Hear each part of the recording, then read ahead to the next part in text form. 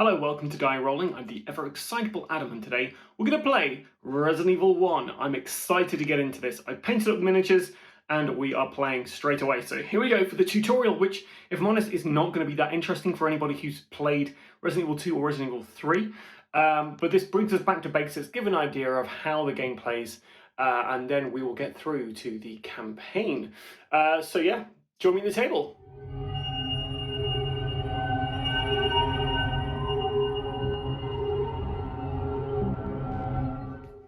So here we are for the tutorial, the Gunshot. Each of you stands unsteadily in the mansion's main hall, trying to regain your breath after the frantic escape through the forest. As you survey these eerie surroundings and try to assess what happened, a muffled gunshot echoes from behind a set of doors to your left. You'd better investigate. So we've got the board laid out as such. That's following the map that is in the rulebook, page 15. We've gone exit area, which is just over here, which we've got to try and get to. So for this playthrough, I've chosen Barry Burton and Jill Valentine. So Jill Valentine has the evade of 2. She can carry up to 8 items, and she has a maximum of 3 kerosene tokens. Kerosene is something new to this version, where you can basically spend these tokens if you have a lighter or some other thing. I only know the lighter at the moment, but basically you do that to destroy corpses. Now corpses soon add up, because every zombie you kill is going to leave a corpse. And that will affect the danger level for the mansion, as well as other things. So it's a good idea to burn them when you can. For this tutorial, we don't have to worry about the burning of the bodies. We won't have any kerosene, and there won't be any corpses dropped when we kill zombies. So she has the Master of Unlocking ability. Jill can unlock a door if another character has the required key in their inventory. Fighting Spirit, when an encounter card with the star symbol is drawn, Jill and each other character on her tile heals 1 level. We don't have to worry about either of those for this. Barry, so he's only got 1 evade dice, he's got 6 items he can carry, and he's only got 2 kerosene. Get away from me. If Barry's attacked and fails his evade roll, Barry can push each enemy in his square. Accurate. When making an attack with the handgun, Barry treats the full evade results as a hit result instead. So that will come in really handy when he's shooting stuff. So both of his actually do count for this, whereas Jill's, neither of those count. They both start with just a handgun for this level and a knife. They're both at full health. And we've been instructed to grab 2 handgun bullets and 2 green herbs and shuffle them to make the A deck. As far as I'm aware, your progress on this does not carry over into the main game. This is just a way to get kind of clear the rules. I'm saying clear because it's here. So we've got 15 all clear cards. We have the Fevered Assault, the Cornered, and the Vigor Mortis, and we've got to put all these in the deck. So I'm just going to stack these in here and then shuffle as best I can. So they're all kind of stacked in there. And I'm a terrible shuffler, so all the bad ones will be out first, I imagine. Okay, we'll put them just over here, so it's on camera, so you know I'm not just kind of pulling out willy-nilly here. You'll see what I pull as and when I pull them. So, to successfully complete the scenario, each character must leave the playing area by spending an action while in the same square as that green objective token at the back here, this one. When a character has left the playing area, their player can't take any more turns. They've reached safety and can only cheer on their allies behind them. When playing this tutorial, we ignore the tough hide rule on the zombie reference card. So let's talk about zombies. They have a threat of 1, they have a movement of 1, and they have 1 hit point. There are 2 different attacks on here. There's a basic attack and there's a special attack. The basic attack is a range of 0, so they have to be in the same space as you, and it does 1 damage. The special attack is a range of 1. It does 1 damage, and that last icon there is Assault. After resolving the attack, place the enemy in the same square as the target or an adjacent square if the target square is already full. So yeah, if we get that little kind of X-Men symbol turn up on a card, then he will attempt to do that one. Otherwise, he'll just use the basic attack. And Tough Hide, if his enemies are killed, replace it with a corpse, but we ignore that for this scenario. If the tension deck runs out during the scenario, we shuffle the discard pile and place it face down to refresh the deck. And if any character's health track marker drops below danger, the players fail the tutorial and must reset and try again. So you've got to work together to make sure that doesn't happen by keeping enemies away from each other as best you can during your turns. So I'm going to walk you through the tutorial for this.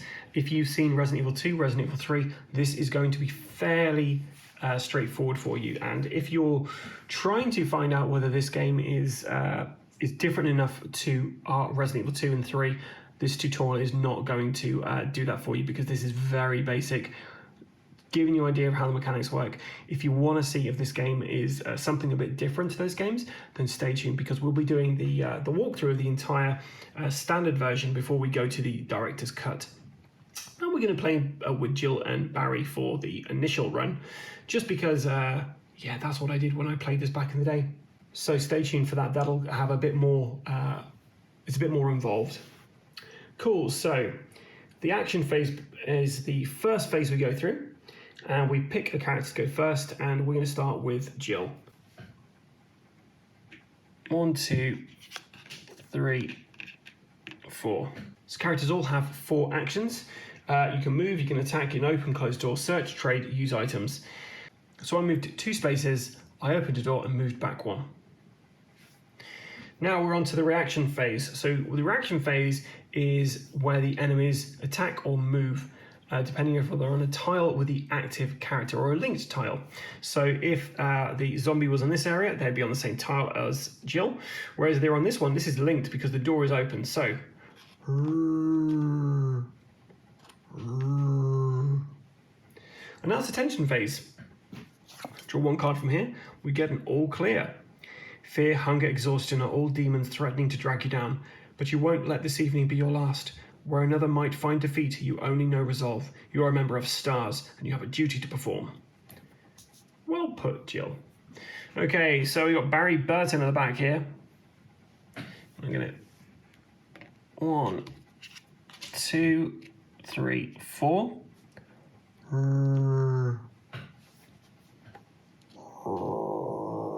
It's just kind of turning around to see Barry there.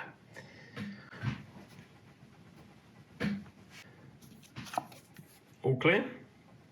You pause, ears strained for even the slightest sound, nothing beyond your own ragged breathing. Does that mean you're safe for now? No, Barry, there's a zombie in front of you, idiot. Okay, we're on to Jill, and we're going to do the first failure of the game. We're going to try and do combat. So with the handgun, it rolls 1 dice, unless you want to do burst fire. What that basically means is I can spend 1 ammo to roll 1 dice, but with burst fire I can spend up to an extra 2 ammo. For each ammo I spend, I can roll an additional dice. At this point, let's do it. So we're going to reduce Jill's handgun ammo down to 12. And we're looking to get the kind of hit symbol, which we don't, but we do succeed with this. So this is a successful hit, so we can shoot him. So there's 1 action to do that. 2, 3, 4. The reaction phase, there's nothing on her tile, and both of these doors are closed, so nothing else reacts to that. All clear. All appears safe, but you don't dare relax in this haunted nightmare. The slightest lapse of concentration can lead to an untimely demise. Okay, right, let's see if Barry has any more luck. So Barry's going to spend 3 of his ammo too. So Barry is now on 12.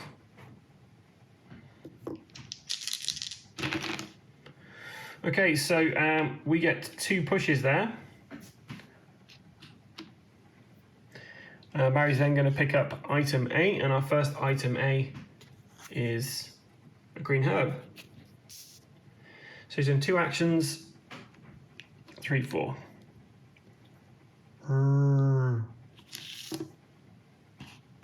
We have a tension phase, another all clear.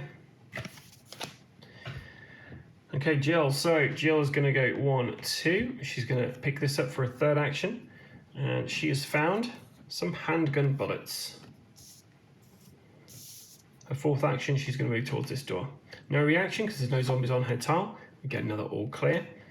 Okay, so Barry's going to move one. He's going to spend another 3 bullets.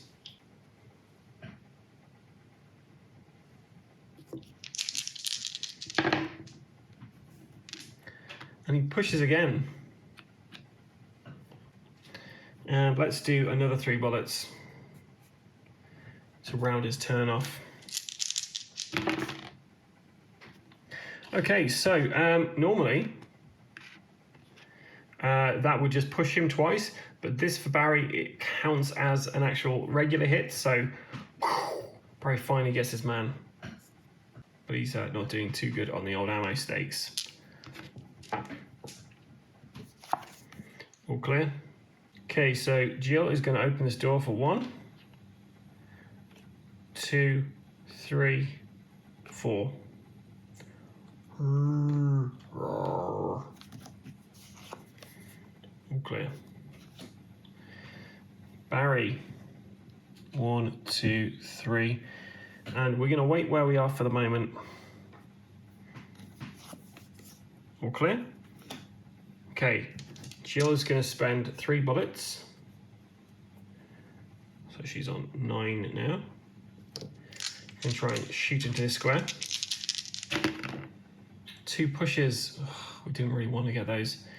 But that door's open, so 1, 2. This guy reacts to that. She's going to spend another 3 ammo.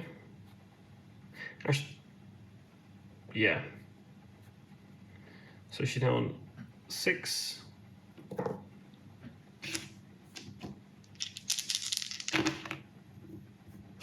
All of them misses. She's now going to try and escape off this tile. She's going to try and move into there. She rolls 2 of these. That's enough to go on. So she's shot twice. And she's going to move 1 more space there. Enemy reaction turn.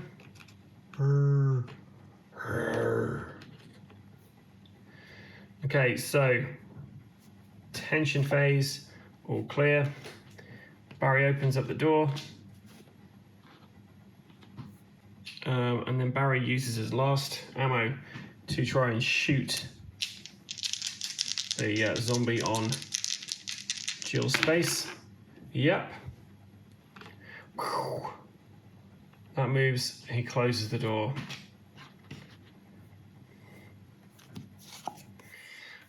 So we get Fevered Assault. A natural vigor possesses the undead as they hurl themselves towards you in a stumbling run. During the next player's turn, increase enemy movement values by 1. So, Jill, this thing's speedy. She's going to try and move off this space. And she got a full evade there, so 1, 2, 3, 4.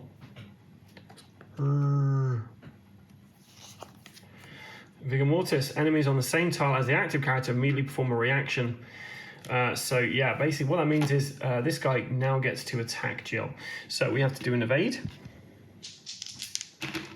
And we evaded, so we're fine. Okay, Barry. 1, 2,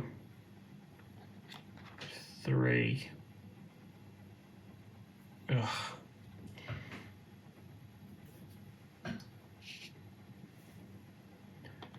4. Reaction phase. The zombie attacks Barry. Barry only has 1 of these. And he misses, so he takes the damage. And he pushes the zombie this away. All clear. Jill's turn. She closes the door. 2, 3, and she's out. She doesn't draw an attention card, so it's then up to Barry. 1, 2, and he's out. So that's the tutorial for you. It takes you through the actions you do on your turn. So we're talking about moving, attacking, opening, closing doors, searching, which is when you pick up the item A and item B tokens and item C in the campaign. We didn't go through how to actually use items though, so as an action on our turn, we could have just used one of these to do what it says on here. So the green herb would have gotten us a hit point. The handgun bullets would have increased our ammunition dial by 8. So that was the very basic tutorial. I'm fairly certain I played that all correctly, but if I did make any mistakes, let me know in the comments below, and if I spotted any during the edit, I'll also comment them as well, so you can spot where I went wrong. I've been the ever excited Bottom. Until next time, stay safe or die rolling.